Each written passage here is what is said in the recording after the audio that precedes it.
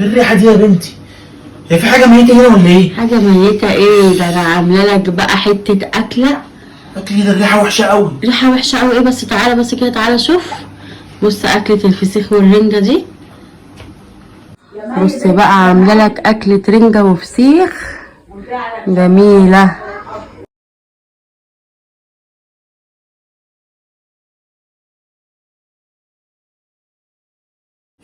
يا بنتي ده ريحتهم وحشه قوي، وبعدين ايه وحشة الكميه دي ايه يا كلها؟ عم؟ ده انا الريحة هتجنني.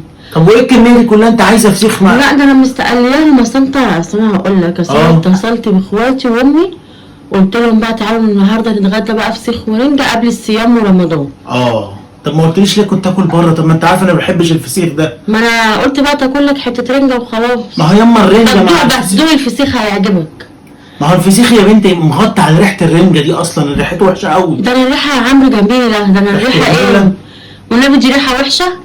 طب وهم جايين امتى دول؟ زمانهم في الطريق، انزل بقى هات معلش. انزل اجيب لي اي حاجه اكلها بقى. لا ما اي حاجة تاكلها ايه؟ ده ما انا عايزة حاجات من تحت. حاجات ايه؟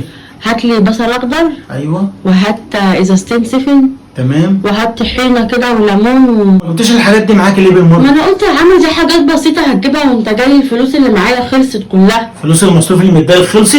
والله ده الرنجة والفسيخ دول غاليين قوي. ما كانش لازم عزومه رنجه دلوقتي يعني انا كان وفسيخ. نفسي فيها بصراحة. نفسك فيها؟ بعد كده من عند الفسخاني كانت الريحة بتعمل في دماغي. طب كنت هات لنفسك، لازم تعزمه وتجيبي ده انا كله. بقى كنت موعداهم يا عم. وعداهم؟ لا بقول لك ايه، انا مش نازل جايب حاجه، انا هنزل اكل اي لقمه، ولما تخلصي الزروطه والريحه دي يبقوا قولي لي. يعني مش هتجيب لي الحاجة اللي انا لا مش عايزاها؟ هجيب ومش هقعد لك فيها بالريحه دي، انا مش طايق نفسي. ليه بس؟ طب تعالى بس، طب تعالى.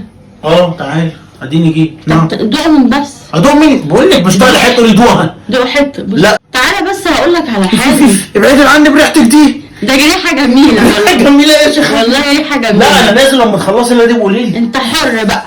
انت طايقه نفسك ازاي يا بنتي؟ طايقة نفسي انت عايزه ميه نار تستحمل بيها. لا والله ليه يعني؟ ليه يعني؟